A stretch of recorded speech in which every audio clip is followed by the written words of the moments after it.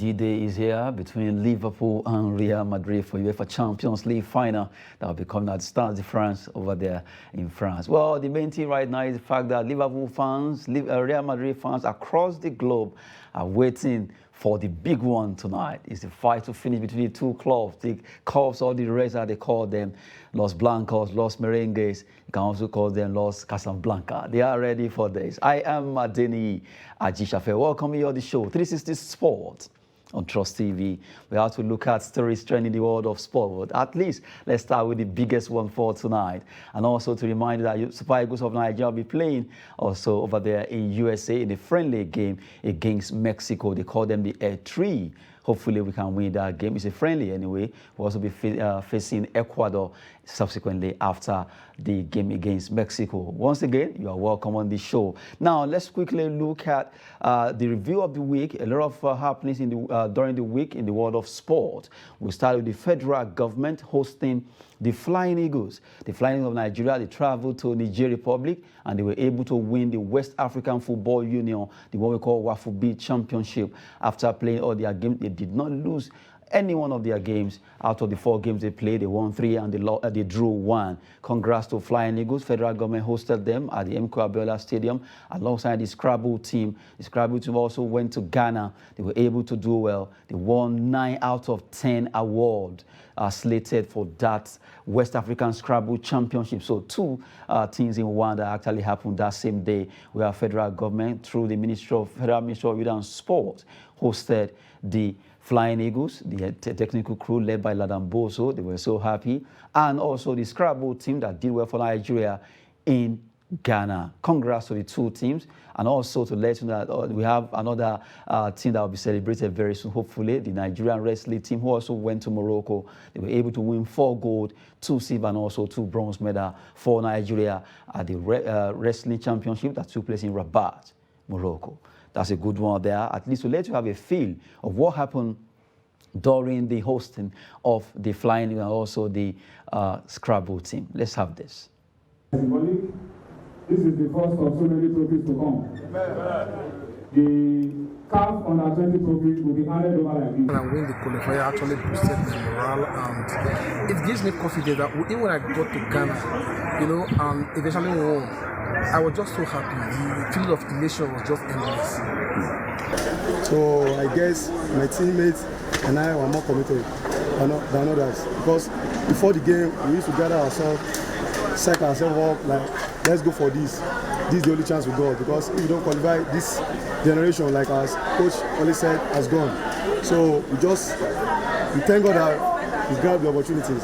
So we are very happy. The most difficult job, we have gone past it, because the WAFU, the countries within, around the WAFU or within the WAFU are the most difficult countries. If you can age up people like, countries like Ghana, like Cote d'Ivoire, like Burkina Faso, I think in the Nations Cup proper in Egypt, the North African countries, they are easy to come by with. So going to the Nations Cup, I think we just have to prepare very well, as I've said. We got the back to the federation for us to be in Miami 10 days before the kickoff, and that has helped us tremendously. What it has brought forth. I recall when the NFF settled on Boso, the media came down really hard. But I want to thank the NFF for being steadfast. Thank you. I am a believer in promoting and developing and supporting indigenous talent and indigenous coaches. We cannot have overnight success. We want to win, but also we must give our own people, our own players, the opportunity to also help this game grow. And I take it from Coach Boso that you keep this team together. You will lead them to the Cup of Nations and also to the World Cup successfully. But that can only be possible if we maintain the same level of discipline that has brought us the WAFU Cup and the qualification. Discipline among the technical crew, discipline among the players. You must promote team spirit, you must promote merit. That these ones carry the potential for the development of football in Nigeria. And I look forward to seeing most of you play in our league, but also grow up to play in the Super Eagles. Let's give them a round of applause. You can sit down, please.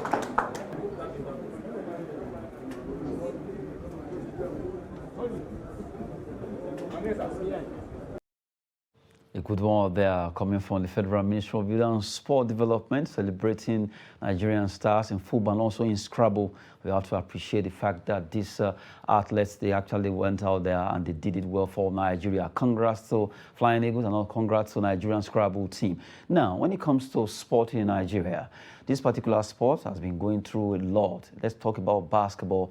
During the week, the federal government actually rolled out a list of interim management committee that will see to the affair of basketball in Nigeria, because of the fact that federal government says in the next 2 years, Nigeria will be participating in any international competitions that has to do with Nigerian D Tigers or D Tigers. Well, afterwards, they appointed interim management committee set up 10 names, and now let's look at those names. During the week when it broke out, we have Dr. Henry Nzeku, Udon Ubo Humapwa, Frank Yutuba, Zeniban representative, Professor Adamu Mohammed Ahmed, Peter Nelson, Group Captain Rahina Garba, Adiremi Adewumi, Oluchin Zekwe, and Sani Adio. Those are the 10 names now rolled out by the federal government. They will be the ones who oversee basketball for now, as they're trying to revitalize our sport back into reckoning. Let's see how Nigerians can actually go back there. Well, the issue of faction in at the MBBF is really a big issue, and now the federal government has to intervene. And afterwards, well, a lot of issues have been coming up with FIBA saying they could ban Nigeria because of interference. A letter coming from Musa Akida-led faction saying, well, you wouldn't recognize the interim management committee set up by the federal government. A lot of issues here and there, but we just hope that Nigerian basketball will finally come out from this doldrum of crisis that has always been engulfing that particular federation. Now we move away from basketball. During the week, reviewing the sporting stories that actually happened during the week. Now let's talk about CAF, Confederation of African Football, deeming fit to remove Zimbabwe and Kenya from playing AFCON qualifier due to interference from the government of those countries. Because of issue of corruption, the government of those countries removed the president of the federation. They had to do with ZIFA and also Kenya Football Federation, KFF. Well, as it is, it didn't go down with CAF. Well, coming from the fact that they say, well, if they cannot resolve that issue before the set out date, they will sanction those countries. Now, Zimbabwe and Kenya will be part of AFCON qualifiers that will be starting in June. Well, it's going to be a blessing for some countries right now, because the country where they actually make it 4, there'll be 3, and the first 2 will qualify for AFCON. Well, as it is, coming from CAF, that's ZIFA, Zimbabwe Football Association, as they call them, won't be playing in the AFCON qualifiers, while KFF, Kenya Football Federation, also will not be participating due to interference coming from the government there. Now, let's talk about our own Birmingham 2022. That's Commonwealth Games that will be coming up in Birmingham. And the federal government is saying, well, complete testing of athletes is paramount. Why? Because of what happened at Tokyo Olympics, where a lot of issue of doping result that actually affected Nigerian athletes from competing. They don't want such to repeat itself, so that's why they quickly need to at least put an end to such an issue. That's why the federal government is saying, make sure you test all the athletes ahead of the Commonwealth Games that will be coming up in Birmingham. And if everything is done right, you won't have the issue of doping coming to haunt Nigerian team, or Team Nigeria as they call it. Or hopefully everything will go well with Team Nigeria, and we can scoop so many gold, silver, and also bronze for Nigeria at the Commonwealth Games. They are still looking at the events that happened during the week. Another one that actually happened during the week has to do with Roma. AS Roma, they did well by winning the Conference League, Europa Conference League. For the first time that league came up, It was the man of the call special one, Jose Mourinho, that actually won it with his club. AS Roma, the sleeping giant, actually didn't sleep this time around. They were able to do it with style. They won it by a lone goal against Feyenoord, where you have a Nigerian Cyril Dessers. So painful, the young man couldn't get that cup. But for Tammy Abraham, the Englishman, really celebrating for the fact that he stayed with Roma, and now he's celebrating for them winning that cup, UEFA Conference Cup for the fourth time. Congrats to AS Roma, congrats to Mourinho, and to the entire squad. They are a good one for the man that always win trophy. Well, he has done it 5 times,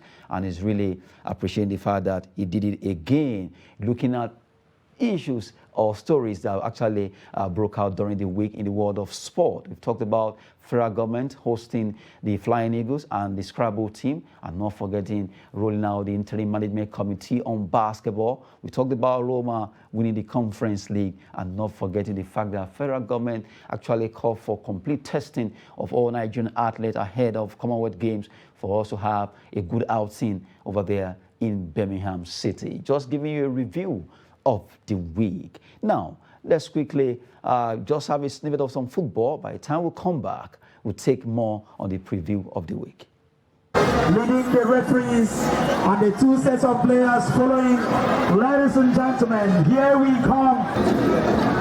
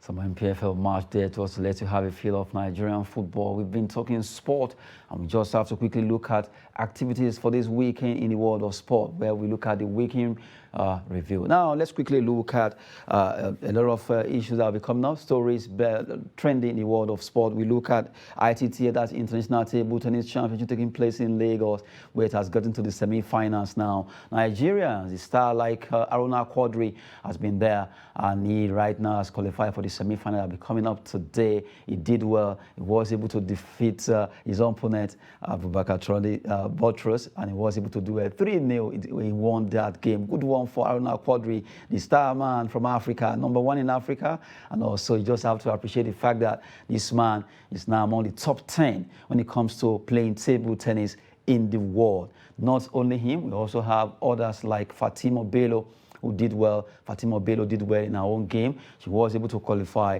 She defeated Edem Offiong in her game 4-3 to actually qualify for semi-final in that game. Well, Funke Oshunaike was not so lucky too. She was defeated in her own game. She lost against 14-year-old Egyptian player, a table tennis player who did well, defeating Nigerian Funke Oshunaike there. So as it is, we still have Nigerians that will be playing in the semi-finals. Aruna Quadri is there. We have Fatima Bello, who will also be there. Not forgetting the fact that Ahmed Saleh actually defeated Nigerian Olagide Omotayo in their own game, where he was able to dislodge him, and he will be playing in the semi-final against Aruna Quadri, hopefully, Akwadi will win this game and go to the final to also scoop it. We've been talking about the ITTF, International Table Tennis Championship, taking place over there in Lagos at Molade Okoya Indoor Sport Hall at the Slim Balogun Stadium in Lagos.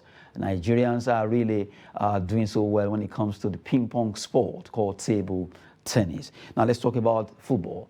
Nationwide League One, they've pegged 16 and 19 years at the age limit for clubs that plays in Division 2 and Division 3 in the NLO, to at least get these players to play for them. They don't want any, let me use the word, over mature players to come and play in those leagues. Division 2 and 3 from now henceforth will be having age 16 to 19 as the maximum minimum age of players that will be playing their trade in those leagues. So at least to allow very young talent to prosecute games. They are coming from the chairman of NLO, Nationwide League One, Mohamed Al-Khali, while he was speaking, saying, well, from now henceforth, they will make sure Division 2 and Division 3 be having 16 to 19 as age of players that will be playing in that league. Talk about organizing our league very well. That's a good one. At least if you have everything being done right, our league will run smoothly, coming from NLO chairman there.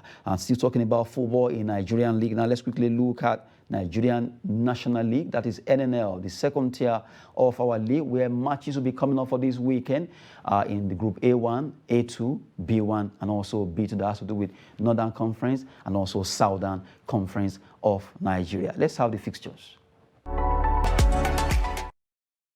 Good one there to let you have a feel of fixtures in the NNL, Nigerian National League, where matches will be coming up this weekend. We have Group A1, A2, Northern Conference, and B1, B2 in the Southern Conference of Nigeria. Now let's talk about the big boys, the MPFL, Nigerian Professional Football League. Matches will also be coming up this weekend, although starting from Saturday, that's today, they'll be playing a lot of games. About 9 games will be coming up, and you have indicators also be playing big matches coming up for match day 30. Well, just 9 matches to go to end the season. MPFL is getting so interesting. Now, if you look at the way the table is standing, after match day 29, the completion where Kano Pillars play the remaining minutes with Kano against Katsina United. You look at Kano right now, they've jumped out of relegation zone to 16 on the log with 35 points. And you have Lobby Stars, Heartland, Dakada, and MFM. Coach Babaganaru of Lobby Stars, he has been talking tough that his team will not go down. They will actually move up there from that 17th position where they stand. And you have Rivers United at 61, having 61 points after playing 29 matches. Plateau United, Rangers International, Remo Stars in that pecking order from 1 to 10. And Wiki Tories, they will be playing their game on Sunday against Abia Warriors. They will be actually standing 11th on low, 38 points, followed by Nasarawa United, who will be facing Eyimba International. They have 38 points. Alongside Abia Warriors, Katsina United, and you have Niger Tornadoes. Match day 29 in the MPFL before the match day 30 that will roll out will be coming up for this weekend. Just 9 matches to go. Well, let's see who will win the league. It's getting more interesting now as all the big boys have actually set themselves up for grabs. They are looking at the Nigerian Professional Football League. Now let's talk about Super Eagles. Super Eagles will be playing friendlies against Mexico and also against Ecuador. But the Fox one will be coming up tonight. Well, it's going to be around 1 a.m. That's Nigerian time. That will be on Sunday morning, early morning. That Nigeria will be facing the L3 of Mexico in a friendly game. So fight-tune the team ahead of AFCON qualifiers that will be coming up in June. Eagles are ready for this, according to the entire squad, although not all the main stars, they didn't come, but we still have some stars that are there, the likes of Awazem, they are there. Uzoho is also there, not forgetting William Truss Ekong, that's the assistant captain of Eagles, is there already. Musa won't be around.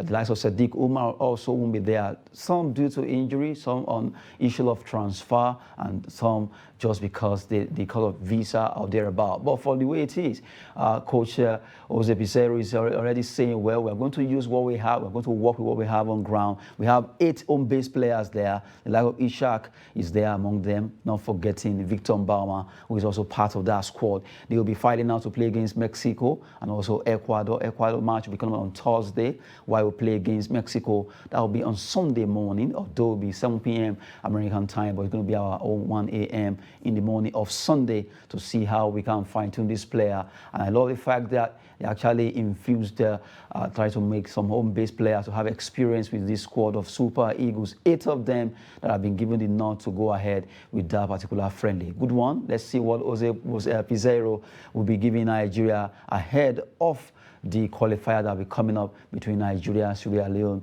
and all the countries that will be facing. Hopefully, the Eagles this time around will qualify and make us proud. Now, the big one for tonight. UEFA Champions League finals between Real Madrid and Liverpool. You just have to look at this game because worldwide now everyone is actually waiting, getting fingers crossed to see who wins this game between Liverpool, because the team that never walk alone, or the Los Blancos, who have actually won in 13 times. Well, it's a battle between the two clubs, rather, and it's a fight between England and Spain over there in France, at the Stade de France there. Well, I have in the studio Charles Ajuya. Let's talk about this. It's a big one tonight. And I see you wearing the Real Madrid jersey. Yes, it's a big day for us, for our 17th final, sorry. So we're hoping to bring back the 14th European Cup. Okay, first of all, I want to say, well, maybe kudos to the two teams for getting to the finals of this UEFA Champions League. It's not easy playing Inter Milan, playing Villarreal, Benfica, Chelsea, Man City, PSG. For you to get to the final is not a small thing at all. But from the way it is, I actually tried to get a Liverpool fan to the studio, but it seems maybe he's scared of you or thereabout, I don't know. I mean, they're already scared of us. Seriously, I want it to be at least, let's be head-to-head, a Real Madrid fan, a Liverpool fan, but well, just some minutes to go, the Liverpool fan developed cold feet, but nevertheless, we still run the show. Now, for tonight, it's a big one. 4 years ago, it was also the same way it happened. It's happening now. Liverpool, Real Madrid, and we also all the things that happened then. Sergio Ramos, Mo Salah, 3-1, everything ended in favor of the Los Blancos, the one you are wearing their jersey. But for tonight, a big one, because now it's a revenge mission for Liverpool, who are trying to see how they can turn the table against your team. Yes, the tables have turned actually from 2018. I was watching the game yesterday and I was like, wow, this team was really good. The Real Madrid team that won the three-peat then at the time. A lot has changed. Sergio Ramos is no longer with us. Mo Salah, I remember Mo Salah, the day we qualified against City, Mo Salah tweeted, it's time for revenge. And I was like, yeah, I like that. I like to see that in sports. Talk. So he's said what he has to do. We're ready for that. And like Danny Carvajal said yesterday, hope he doesn't mind losing twice because he'll probably lose again today. So things have changed. Liverpool are a better team than they were in 2018, that's for sure. I will say this Real Madrid team is probably slightly less better than the Real Madrid of 17-18. But at the end of the day, I think this Real Madrid team is good enough to get the job done tonight. You sure? I have to believe. So 100% sure, definitely. I expect the Liverpool fan, any Liverpool fans 100% believe they can get the job done. It's football. You have to believe. So painful that we couldn't. Actually, I agreed to be here in the studio, but something came up. He couldn't just make it, and it would have been nice to both of you having a face-off before the game actually starts. That would have been nice. I would have loved it when I see a red jersey and a white jersey. That would have been fantastic. I would have loved that too. But nevertheless, now let's still look at. You said something just now. Real Madrid of 2017-18 to Real Madrid of 2021-2022. Which one are you? Which one is better? This team, probably the 2021-2022 team, probably won more games. But in terms of, you knew going into games with the 2017-2018 team that, yeah, you're that confident you win every game. I go into games saying, yes, this is job done. We're going to win this game. But as with this team, you're never quite sure. Well, they call it Karim Benzema dependencia. We're quite dependent on Karim Benzema. And if he's not on it, the team doesn't just seem to. I mean, there's Vinicius Jr. We bless God for his for his come up this season, so to speak. He's been really influential, so the game is going to also be dependent on him. And with finals like this, you tend to look at matchups, individual matchups between certain players. I think the big matchups tonight are essentially Vinicius Jr. v Trent Alexander-Arnold and Karim Benzema and Virgil van Dijk. Those battles are going to have a key influence on how the game is going to pan out. And you see people always talking about Trent having not having his defensive prowess on at all times. Yes, I agree that's valid criticism to have of him, but also from 2018, he's a different player from then. He's developed, even this season. He's matured now. Yes, even this season, you can see there's a level of intelligence and all around, like you said, maturity with his game. So it's not as straightforward as people think it was. I know people tend to look at last season. If you remember, we had quarterfinal tie with Liverpool, where Vinicius actually murdered him in those ties. Like, you need to call the police at some point because this was getting out of hand. But I think it's going to be a different battle tonight. It's the final. Everyone's going to be up for it. Like I said, I expect Trent Alexander-Arnold to bring his best. I also expect Vinicius Jr. to bring his best. Having said that, I think the right midfielder for Liverpool, whoever it is, be it Naby Keita or Jordan Henderson, has a big job on their hands to also help Alexander-Arnold track Vinicius because we'll be coming for it tonight. Okay, now as we were saying, player for player, you look at another player where Mo Salah is another decisive player, even though you've mentioned Benzema and Van Dijk earlier. Now, Salah will have, Alaba is back now, and Alaba will have to hold on to that ravaging, rampaging, or whatever you want to call it, player, Salah. Yes, that's also another battle because they're both sides of the coin. On that side, it's a big plus that David Alaba is back. Fellow Mendy, defensively, he's been brilliant. Probably not the best at his best this season as compared to other years, but again, it's a final. I expect everyone. I mean, Mo Salah, like I said, he said he's coming for revenge. We're aware that he's going to bring his best tonight. So I expect Ferland Mendy and David Alaba to be on their game. I also expect, again, it's a big plus to have David Alaba back in the sense that there's a type of way Real Madrid like to play. So we like to play it out from the back. But when we don't have David Alaba in the back, our other two options, Nacho or either Militao, aren't so comfortable with the ball. So you have an issue. Kind of make some errors easily. Yes, yeah, error prone. Militao, yeah, is very error prone. So he has to be. I mean, I take nothing away from him. He's a good defender and he's a very good defender. But like we said, he's prone to errors of judgment and lapses. So, and David Alaba is that experienced commander, that chief, where he's going to guide Militao throughout the match. I mean, this is David Alaba's fourth final, if I'm not mistaken. So he's an experienced campaigner in this game, in this type of situations. So I think he's going to do well to help. He has to do well to help Ferland Mendy with Mo Salah, especially on the other side where you have Luis Diaz and Dani Carvajal. That's another key battle to look forward to. Because Luis Diaz is a tricky customer. He came into Liverpool straight into the squad and he's felt like he's been there for 3 years plus. So I think Dani Carvajal has to be, luckily his form has improved over the past couple of months, but he needs to be on his game tonight. No one literally from both sides can have an off game. Tonight. Okay, someone actually said jokers could be Luis Diaz and Alcantara for Liverpool. Watch out for those guys. They could be very devastating when they have the chance. Real Madrid should be very careful. Who are you going to see as the joker for Real Madrid? I mentioned I'm not trying to call Vinicius Jr. and Benzema again because those are the obvious talents there, so to speak. I would say Federico Valverde, or the man who's been coming up to deliver the goods in the knockout stages, Rodrigo. I mean, Federico Valverde gives Real Madrid that. You talk about the Real Madrid 3 with Kroos, Modric, Casemiro, the historic trio. But there was a sense of, especially after the Chelsea defeat last season in the semi-final, you got the sense that physically we're massacred out there. So Federico has come in, and he never stops running. It's like he has two lungs. He never stops, all 90 minutes, full throttle, back and forth. And he's quite an athlete in the sense that he's always in and there. He never loses a physical battle. So I think that's giving Real Madrid an extra edge. So he's an X factor, so to speak. And as I mentioned, Rodrigo and Eduardo Camavinga also, because you could also see from we take precedence from the other knockout ties leading up to the final. Camavinga has come on and the game has changed on his head anytime he's come on. He's brought in that extra pace, that extra athleticism, that extra directness into the Real Madrid game, that the impetus just changes.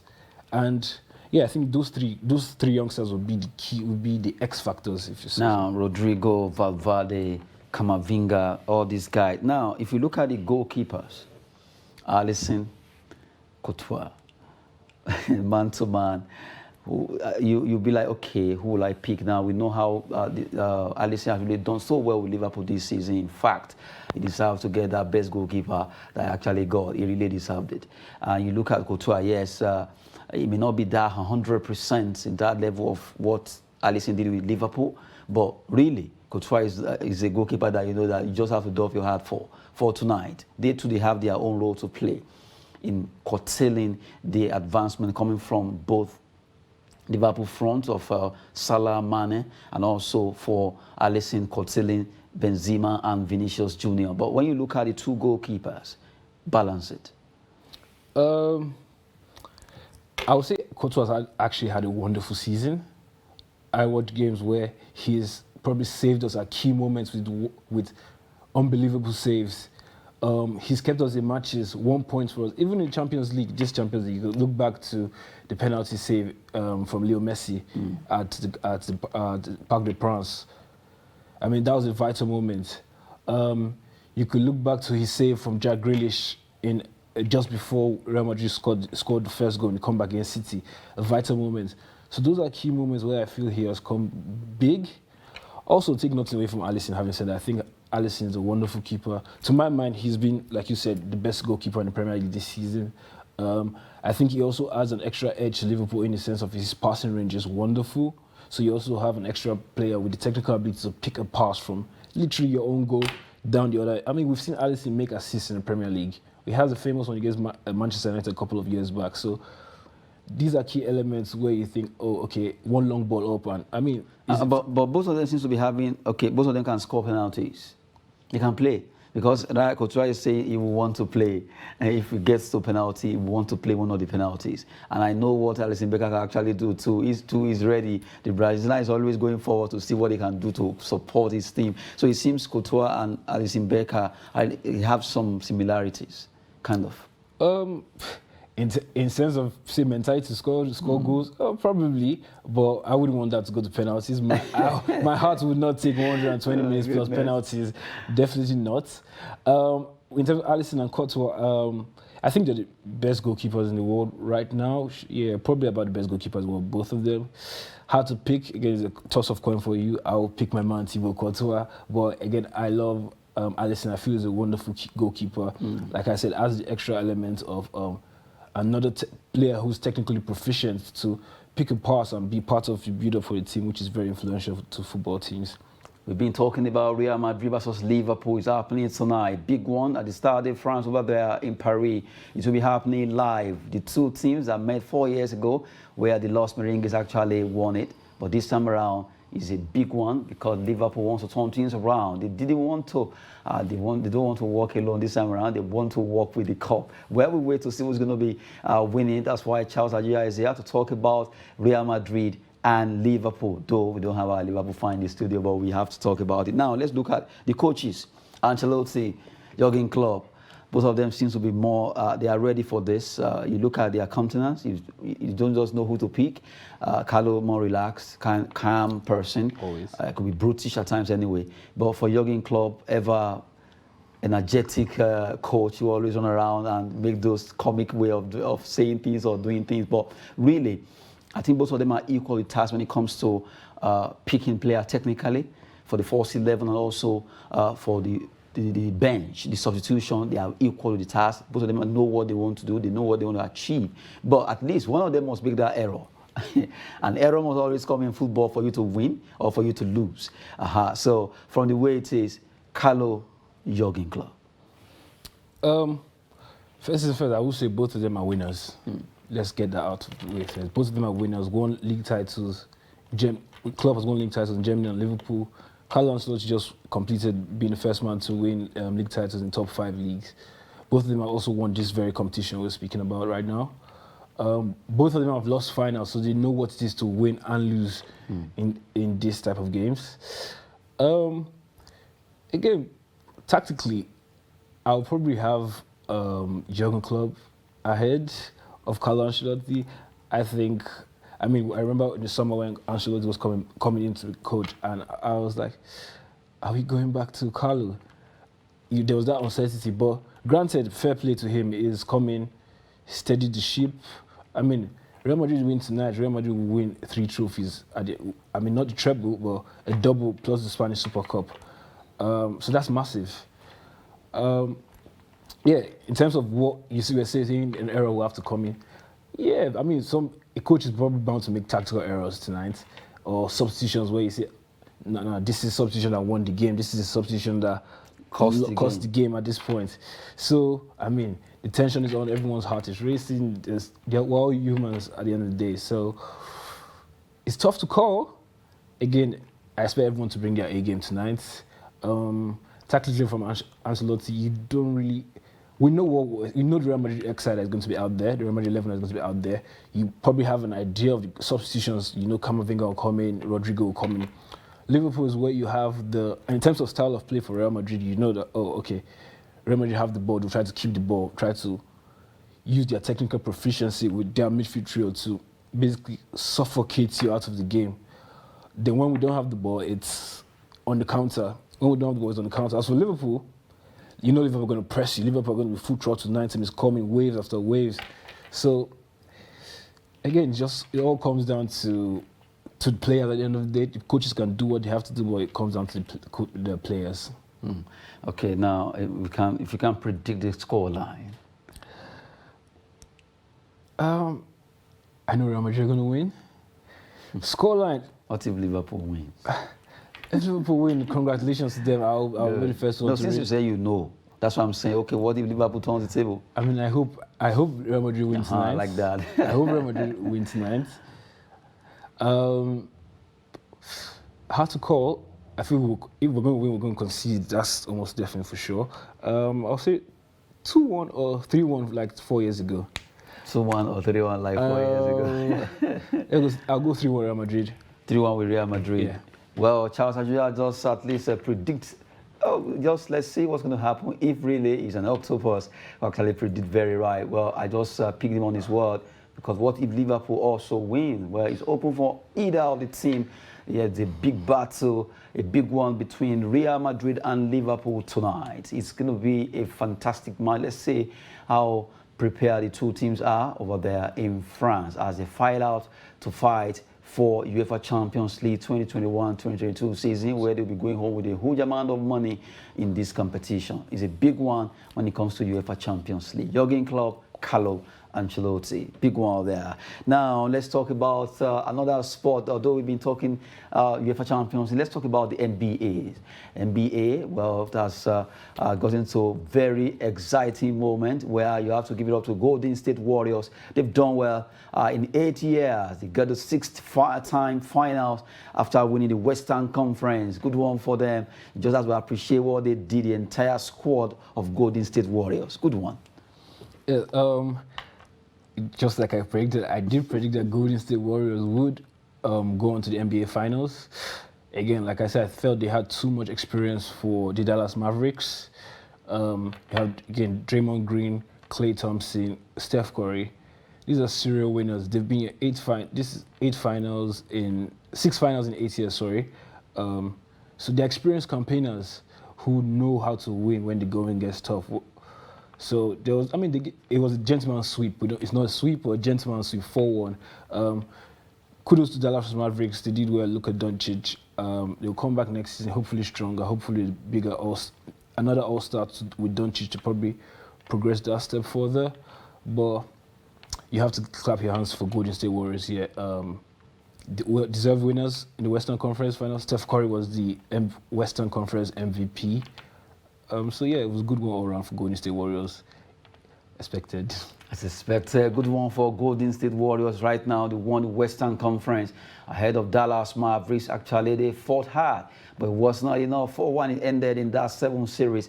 A good one for GSW, as they call them. Stephen Curry is the star man, winning the MVP from the Western Conference. Let's look at, well, for Miami Heat, a big one. Miami Heat for the Eastern Conference. Boston Celtic now is at the two teams just have to fight for the 7th game to decide the winner of their own Eastern Conference. Yeah, this has actually been the close contest. This has actually been a close contest between, in terms of both conference finals. I feel watching yesterday's Game 6. Going into the game, I felt, okay, Celtics have this, because coming off of Game 5, you can see Kyle Lowry, PJ Tucker, Miami Heat, they felt jaded a bit. They felt defeated, should I say. So it was difficult for you seeing them come into Game 6 in the Garden and saying, okay, yeah, I was going to that game expecting Celtic win this and we'll have the Celtic Warriors NBA Finals. But yesterday, you see Jimmy Butler coming up with a spectacular performance. I was like, outstanding performance. I was like, is this Michael Jordan out here? Because he had 47 points. 8 assists and 9 in 46 minutes. And 9 rebounds. In 46 minutes. Superstar Jimmy. I came in here the other day and called him Superstar Jimmy. He's delivered. This is a 4th 40-point game in the postseason. I mean, look at the performance yesterday. He literally took this series to Game 7. And one thing you will say, though, from the Boston perspective is, I was really disappointed in that second half. You look at, in the first 11 minutes of that second half, your 2 star players, Jason Tatum and Jaylen Brown, combining for 1 shot in the first 11 minutes of the second half. That's unacceptable, I'm sorry, in the NBA Finals. That is simply unacceptable. You do not, I mean, Jaylen Brown had 2 points in the 4th quarter. 2 points. You're supposed to be the star man, bro. That doesn't happen. I mean, credit to Jason Tatum. He ended up with 30 points. But I think that initial phase in the second half was what killed off Boston yesterday. And Jimmy, like we said, superstar Jimmy, he was on it. As for Game 7, it's hard to call. Like I said, going into yesterday's game, I thought this was going to be Boston's game. But with that performance from Miami and Jimmy, going back to South Beach, it's going to be a tough game. Again, a toss of coin. It'll be interesting. But I want to stick with my prediction and say Celtics. But it's a difficult one to call. It's a difficult one to call in Game 7 because Miami Heat really gave outstanding performance against Boston Celtics. Jimmy Butler, standout player who did well, getting 47 points within 46 minutes. That's a star player. Really did well for his team. And right now, Eastern Conference, well, the 7th game will be coming up. Who knows who will actually win it? And then the team will be facing Golden State Warriors at the finals. Let's see who wins this year's NBA. Well, we've been talking about the NBA playoffs, and it's been very, very exciting talking with Charles Ajuya. Now, quickly, let me run through some transfer stories so far that we have. Where we start with Sevilla. Sevilla actually expects £55 million for Jules Koundé. Koundé has been a fantastic player, but Chelsea really wants him, and Chelsea are ready to actually cover £42 million. But Sevilla are waiting for at least £55 million for Jules Koundé, a very good French defender who right now Chelsea are really courting to get him down to Stamford Bridge. And if everything goes well, Sevilla might just be accepting that particular deal to actually scale through. Now, still talking about some transfer stories. Now, let's look at another one. Croatian midfielder Ivan Perisic has actually agreed terms on personal note with Tottenham Hotspur of England, although subject to agreement from Inter Milan and Tottenham Hotspur. If everything goes well, you might just be seeing Ivan Perisic next season playing for the Spurs. Good one there. Now we talk about AS Roma. AS Roma, they are ready to offer a new contract. So Tammy Abraham has been fantastic. His move from England, from Chelsea to Roma, and now he wants to see if he will be staying or not, although he's yet to confirm that, but news are already flying around that AS Roma are ready to offer him a new contract for him to stay. At least he has been fantastic alongside Henry Mkhitaryan for that club, the sleeping giant they call them, and also we're looking at Jose Mourinho turning things around for that club over there in the city of Rome. probably Tammy Abraham will stay with the sleeping giant. Now we talk about Inter Milan. Inter Milan are demanding in excess of £20 million for Federico Di Marco, a target for Arsenal. Arsenal really want this left-back player, a defender, to join them in London, but from the way it is, well, Inter Milan are demanding in excess of £20 million for Arsenal to carve out to get Federico Di Marco to join them over there at the Emirates Stadium. Good one. If it is to move, Arsenal will have to pay more than £20 million to get this defender, a left back from Inter Milan to City of London. And that will be a good one because Arsenal really needs some players to get their acts together ahead of the season if they want to be among the big boys. The league is getting more interesting and tougher. And this time around, it's a big one for Arsenal concerning Di Marco. We've been talking some transfer stories there. But before we go, Charles, you say Real Madrid, Liverpool, 3-1 or 2-1? 3-1 Real Madrid. 3-1 Real Madrid. I do feel the game is going to be tight. Probably we may need to make another comeback. Probably may need to go to extra time and penalties.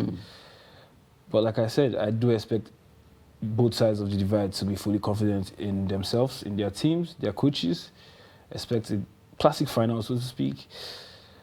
I think Real Madrid have it. Midfield ties because I feel Real Madrid will have it just by the midfield, with the battle of the midfield, and Real Madrid will be 14-time European champions. Let's see if what is actually saying will come to pass. Real Madrid gunning for 14th, Liverpool gunning for 7th. Well, from the way it is, the two teams are ready for tonight. Stade de France, Paris, where the fight will happen. UEFA Champions League final. That will be it on 360 Sport on Trust TV. I am Adini Ajishafe. Enjoy that match and have a splendid weekend. Thanks for watching.